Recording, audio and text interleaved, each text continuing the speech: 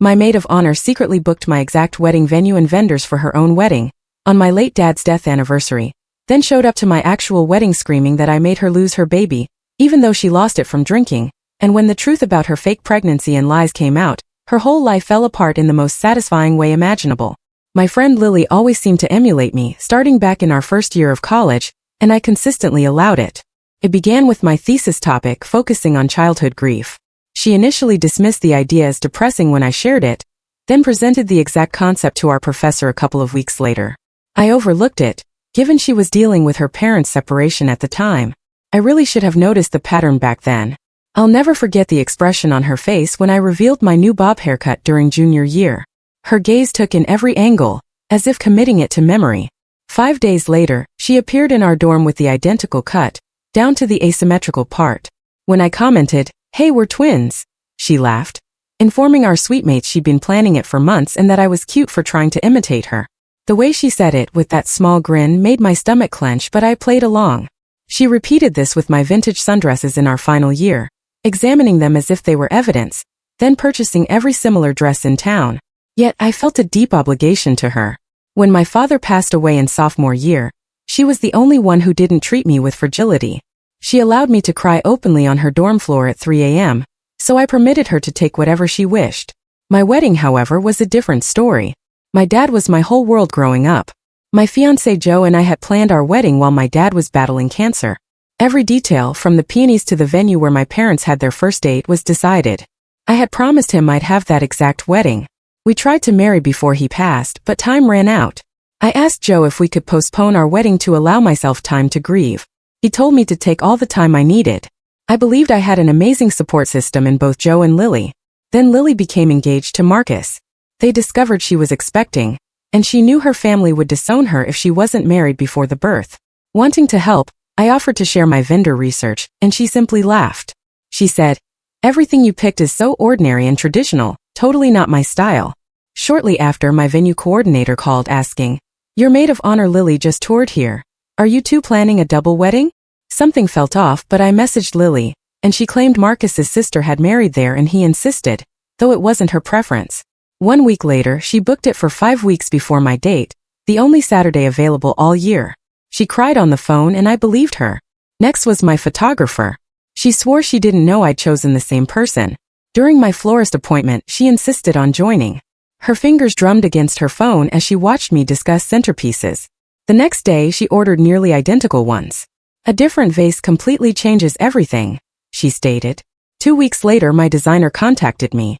Lily was attempting to commission my exact wedding dress design, asserting she had created it. The designer declined and faced a barrage of negative reviews, nearly ruining her business. But the ultimate insult was my father's birthday. Lily moved her wedding to that specific date, claiming the venue offered a better package. I informed her we couldn't have our weddings on the same day. I'll never forget her response. "You're right. When will you be changing your date to? Also, I noticed some similarities and was hoping you could try not to copy from my wedding. It's kind of a tacky move." I almost struck her. I told her I wouldn't be altering my date or anything else about my wedding, and she was no longer invited. She warned me that everyone would attend her wedding over mine anyway, so I might as well concede. I refused.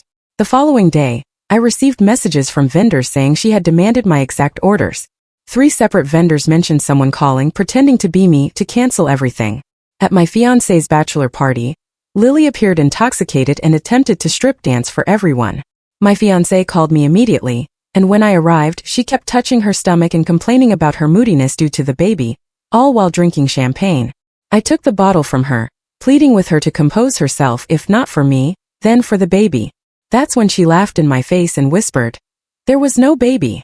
Marcus arrived shortly after and escorted her away. I hoped to be rid of her for good. The weeks of silence that followed felt too good to be true. No messages, no calls, no social media posts. My wedding day arrived with perfect October weather, the kind my dad would have cherished. I was in the bridal suite, applying the final touches to my makeup, when I heard shouting in the hallway. Then the door burst open so violently it rebounded off the wall. Marcus stood there in a wrinkled suit, his face red, eyes wide. He screamed, "You killed our baby. You and your jealousy caused her so much stress she lost the baby." He vowed I would pay for what I'd done. That's when Joe appeared in the doorway, having heard the commotion from the groom's suite down the hall. Joe pushed him against the wall, but Marcus was consumed by fury.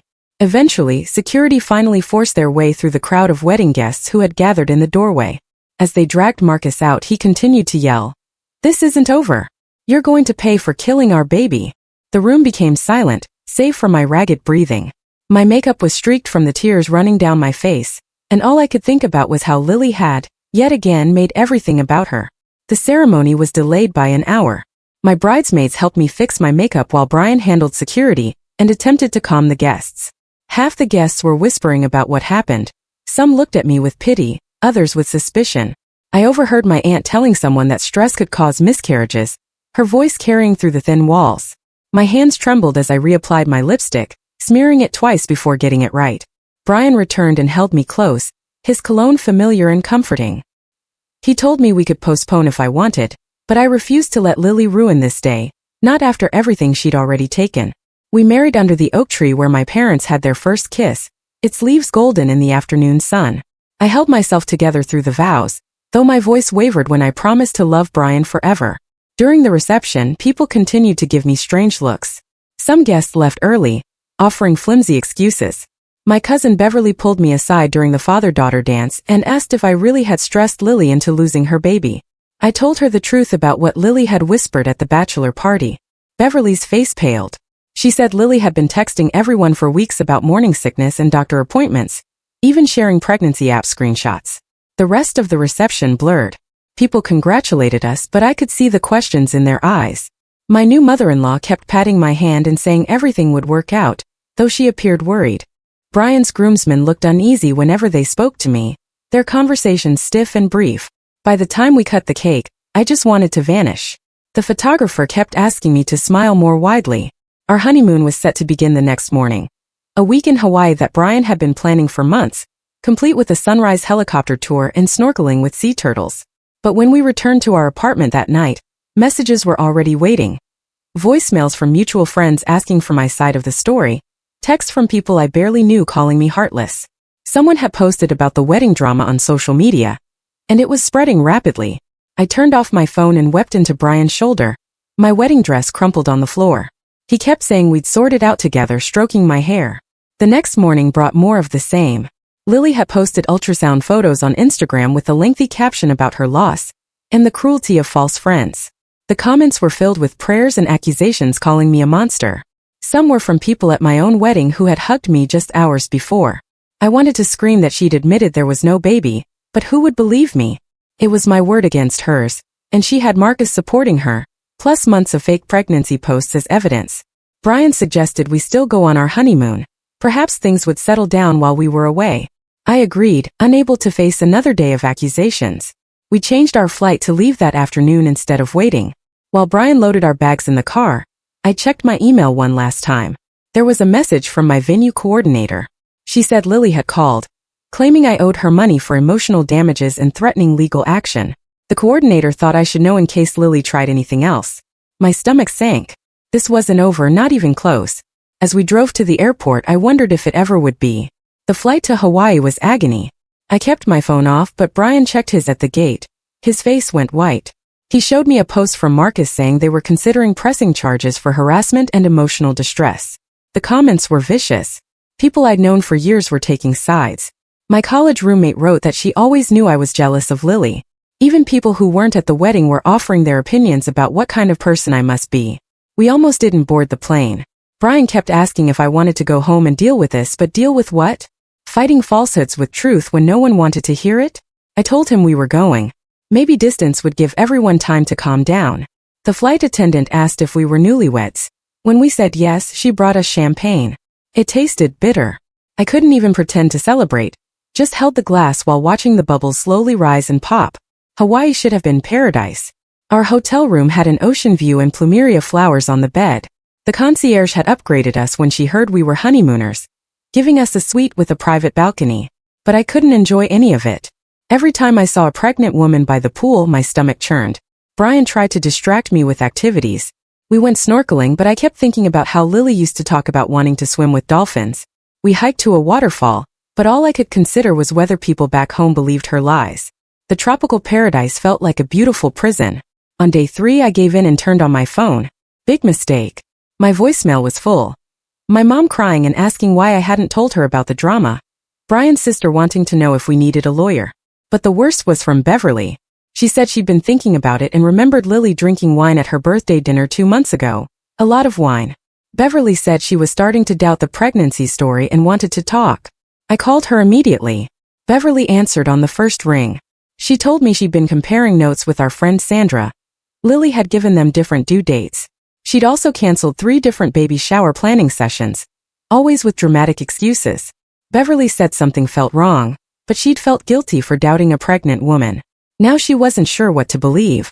Her voice trembled as she admitted she'd been losing sleep over it, replaying conversations and looking for clues she might have missed. That gave me hope. If Beverly was questioning things, maybe others would too. I asked her to talk to more people, compare stories. She agreed, but warned me that Lily was playing the victim intensely. She'd posted about needing therapy to deal with the trauma. Marcus had started a meal train for her recovery. People were dropping off casseroles and sending flowers. Meanwhile, I was hiding in Hawaii like a coward. Brian found me crying on the balcony. He held me while I openly sobbed about how unfair it all was. He suggested we cut the trip short. I wanted to stay and hide forever but knew he was right. We needed to go home and face this. We changed our flights again, losing money we couldn't really afford. The hotel staff probably thought we were crazy. We'd been there 3 days and spent most of it miserable. The honeymoon suite, with its romantic touches, felt like it was mocking us. The flight home felt even longer than the flight there. I drafted and deleted a dozen social media posts, attempting to defend myself. Brian read each one and gently suggested they sounded too defensive. He was right, but I didn't know what else to do. How do you prove someone was never pregnant? How do you fight phantom evidence? By the time we landed, I'd given up on posting anything. My phone battery died somewhere over the Pacific, and I didn't bother charging it. Our apartment felt different when we got home, smaller somehow. There were sympathy cards in our mailbox, but they were all for Lily. Someone had forwarded them to the wrong address, or maybe it was on purpose. A twisted reminder of what she'd stolen from me. Brian threw them in the trash while I unpacked our barely used honeymoon clothes. The new lingerie I bought specially for the trip stayed wrapped in tissue paper. Another reminder of derailed plans. Beverly called that night. She'd talked to 5 more people. The stories didn't add up. Lily had told their coworker she was 4 months along but told Beverly's sister she was barely 6 weeks. She'd used morning sickness as an excuse to skip things, but then posted photos eating sushi the same day. Small things that seemed innocent alone but painted a different picture together. Beverly said she was meeting Sandra and our friend Christine tomorrow to compare more notes. She sounded like a detective on a case, determined to uncover the truth. I wanted to feel vindicated but mostly felt exhausted. Even if my friends figured out the truth, what about everyone else? What about the strangers online calling me a baby killer? What about Brian's family who'd been at the wedding when Marcus burst in? The damage was done. Lily had won again, just like she always did. The next few days merged. I called in sick to work, unable to face questions from coworkers. Brian went to his office but came home early each day, worried about leaving me alone. I spent hours scrolling through old photos looking for signs I'd missed. There was Lily at my birthday dinner, her hand on her stomach while she sipped water. But wait, Beverly said she'd been drinking wine that night. The photo was staged. I zoomed in on her face, searching for the telltale signs of deception I should have recognized. More people began reaching out. My friend Ronald from college remembered Lily claiming she had food poisoning the same week she told others about morning sickness. Brian's groomsman Harold mentioned that Lily had been doing shots at a bar 2 weeks before the wedding. His girlfriend had the receipts on her credit card. Little pieces of truth started to crack her story. Each revelation felt like a tiny victory, and a massive betrayal rolled into one. But Lily intensified her efforts. She posted about the insensitivity of people questioning her loss. Marcus shared articles about miscarriage statistics and the importance of believing women. Their narrative was strong and emotional. My evidence was just bar receipts and conflicting dates. Who would people rather believe? The grieving mother or the jealous friend accused of causing her loss? I finally returned to work a week after coming back from Hawaii. My boss pulled me aside immediately. She'd heard about the wedding drama and wanted to ensure I was okay. I gave her the condensed version, omitting most of the details. She looked sympathetic, but I could see the doubt in her eyes. Everyone knew Lily from company parties. She was charming and fun. I was the quiet one who kept to myself. The office felt different now, conversations stopping when I walked by, eyes following me with curiosity or judgment. That afternoon, Lily appeared at my office. Security called up to announce her, and I almost said no, but I knew I had to face her eventually. She came up looking flawless as always. A designer dress that concealed her supposedly post-pregnancy body, a fresh manicure, not a hair out of place. She sat across from my desk as if we were having a casual chat. The familiar scent of her expensive perfume made my stomach turn. She began talking about forgiveness and moving forward, how we'd been friends too long to let this come between us. She actually said she understood why I'd been so cruel. Wedding stress makes people crazy. She was willing to forgive me if I publicly apologized and admitted my jealousy caused her stress. She'd even written a statement for me to post. The sheer audacity made my head spin. She slid the paper across my desk with perfectly manicured fingers, her engagement ring catching the light. I told her to leave. She sighed, as if I were being unreasonable. Then she mentioned that Marcus was serious about legal action. Emotional distress was a real claim. They had witnesses from the wedding who saw me upset. They had her medical records showing she'd been pregnant. I asked to see them. She said her lawyer advised against sharing evidence. That's when I knew she was bluffing. But a lawsuit, even a baseless one, would cost money we didn't have. After she left, I called Brian crying. He came to pick me up, furious that she'd ambushed me at work. We spent that night researching lawyers just in case. Everything was expensive. Wedding debt plus potential legal fees made my chest tight. All because I wouldn't let her steal my wedding. Brian kept saying we'd figure it out, but I could see the stress in his eyes too. He'd started grinding his teeth in his sleep, something he only did when deeply anxious. Beverly called with updates from her investigation. More people were questioning things, but quietly. Nobody wanted to publicly doubt Lily's miscarriage story. It was too sensitive, too risky. Beverly's sister Sophia worked at the same hospital where Lily claimed to have gotten her ultrasounds. Sophia couldn't find any record of Lily being a patient, but medical privacy laws meant she couldn't dig deeper without risking her job. 2 weeks after the wedding, Marcus called Brian, not me. Brian. He was crying and apologizing. He'd found something on Lily's laptop search history she'd forgotten to delete. Fake pregnancy symptoms and how to Photoshop ultrasounds from 2 months before she'd announced the pregnancy.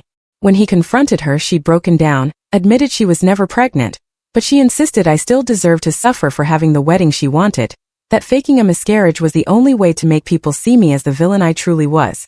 Marcus was devastated. He'd believed her completely, defended her to everyone, attacked me at my own wedding over a lie. He said he was leaving her, moving back with his parents in another state. He wanted to make things right but didn't know how. The damage was done. Even with his confession, would people believe it? Or would they think I'd somehow manipulated him too? Brian put the call on speaker so I could hear. Marcus sounded shattered. He kept apologizing repeatedly, said Lily had been fabricating stories their entire relationship, and he'd been too blind to see it. She told him I was obsessed with her, that I'd been copying her since college. He believed it because she was so convincing. She had screenshots of texts taken out of context, photos cropped to support her narrative, a whole file labeled evidence on her laptop. His voice cracked as he described finding it, the slow realization that the woman he loved had orchestrated such an elaborate deception. He offered to send us everything he'd found. The searches, the downloaded ultrasound images from Google, the Photoshop history, even emails to herself practicing different versions of the miscarriage story. It was methodical and terrifying. She'd been planning this for months, perhaps since the day she got engaged. Every interaction had been calculated to set me up as the villain. We told Marcus to send everything. Within an hour, I had a folder full of proof that Lily had orchestrated the entire thing. But what to do with it? Posting it publicly felt harsh, even after everything she'd done. Marcus and her reputation would be ruined. Part of me wanted that, the part that was tired of being her victim. But mostly I just wanted it to be over. Beverly had been busy too. She'd organized a meeting with our friend group, about 12 people who'd known us both since college. She presented her timeline of Lily's conflicting stories like a detective solving a case. The different due dates, the drinking photos, the canceled appointments. People started sharing their own strange interactions with Lily. How she'd asked probing questions about me, how she'd twisted conversations to make me sound bad. Christine mentioned how Lily had tried to convince her not to come to my wedding months before the pregnancy announcement, saying I was becoming a bridezilla and it would be awkward. Sandra remembered Lily asking detailed questions about my wedding plans, then pretending she'd never heard them. Ronald's girlfriend Eden pulled up texts where Lily had claimed I was copying her venue choice, sent weeks before she'd even toured it. The pattern was clear once everyone compared notes. Lily had been laying groundwork for months, planting seeds of doubt about me while planning her takeover. The fake pregnancy was just the nuclear option when I wouldn't give in. People were angry not just about being lied to, but about being used as weapons against me. The group chat exploded with apologies and outrage. But it wasn't enough. The wider circle still believed Lily's story. Strangers online were still calling me horrible names. My reputation at work was damaged. Brian's family still looked at me differently. Marcus could share the evidence, but who would believe the ex-boyfriend over the grieving woman? Lily had created the perfect lie, wrapped in a tragedy too sensitive to question. Then Lily made a mistake. She couldn't resist playing the victim one more time. She posted a long rant about Marcus abandoning her in her time of need, how he'd been manipulated by me and my jealous friends. She claimed we'd hacked her computer and planted evidence. The post was unhinged, full of accusations and contradictions. She'd lost control of her narrative and was spiraling. Marcus had had enough. He posted the screenshots publicly. Every search, every downloaded image, every practice email. He wrote about being deceived and manipulated, how she'd used a fake pregnancy to hurt an innocent person, how she'd made him an accomplice in ruining a wedding. He tagged everyone who'd attacked me, asking them to apologize. It went viral in our extended circle. Within hours, the backlash was swift. People who'd sent Lily flowers demanded apologies. The meal train organizer posted about feeling used. Comments poured in from people who'd suspected something was off but hadn't wanted to doubt a miscarriage. Others shared their own stories of Lily's lies and manipulations over the years. The friend who'd lost a promotion because Lily spread rumors, the roommate whose boyfriend Lily had tried to steal. Years of victims finding their voices. Lily tried damage control. She claimed the screenshots were fake, that Marcus was abusive and trying to discredit her. But people had stopped listening. Too many stories were coming out, too many people comparing notes and finding patterns. Her own friends started distancing themselves. The ones who'd been her flying monkeys realized they'd been used too. She showed up at our apartment on a Thursday night. Brian answered the door while I hid in the bedroom. I could hear her crying, pleading to talk to me. She said she was sorry that things had gotten out of hand. She never meant for it to go so far. She just wanted what I had. She always had. The crying turned to screaming when Brian wouldn't let her in. She said I'd ruined her life, that I turned everyone against her. Classic Lily, still making herself the victim. I heard her fists pounding on the door, her voice getting more shrill and desperate before Brian threatened to call the police. The next day she was gone. Her apartment cleared out overnight. Beverly heard from a mutual friend that she'd moved back home with her parents in another state, deleted all her social media, disappeared like she'd never existed. Part of me felt relieved, part of me felt robbed of a real confrontation. After everything she put me through, she just got to run away. But the damage lingered. Some people still believed her original story, despite the evidence. Others thought we were both wrong, that the truth was somewhere in the middle. I had to have awkward conversations with extended family, explaining the situation. Brian's parents needed multiple reassurances that their new daughter-in-law wasn't a monster. Work remained uncomfortable for weeks. Therapy helped. My therapist said Lily showed signs of something called mirroring, common in people with certain personality disorders. They build identity by copying others, then feel rage when the original won't give up their place. The fake pregnancy was extreme but fit the pattern of escalation. It helped to have clinical terms for what I'd experienced. It made it feel less personal somehow. Brian and I renewed our vows 6 months later. Just us, an officiant, and our parents at the same venue. No big party, no drama. Just the quiet ceremony we'd wanted to have with my dad. Felt like closing a chapter.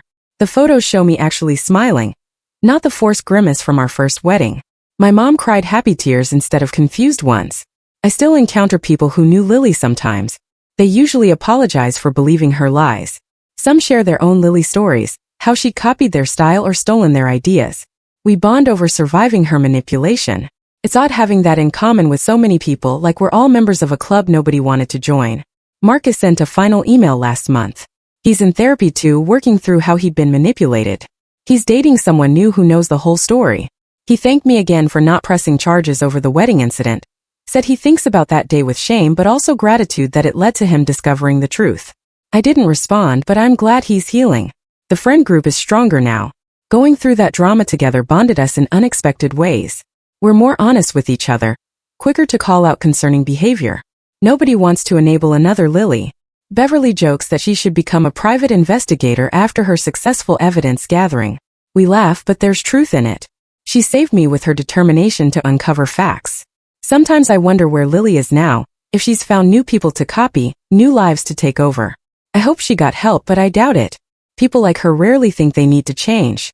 They just find new victims who don't know their history. But that's not my problem anymore. I survived Hurricane Lily and emerged stronger. She doesn't get to occupy any more space in my mind.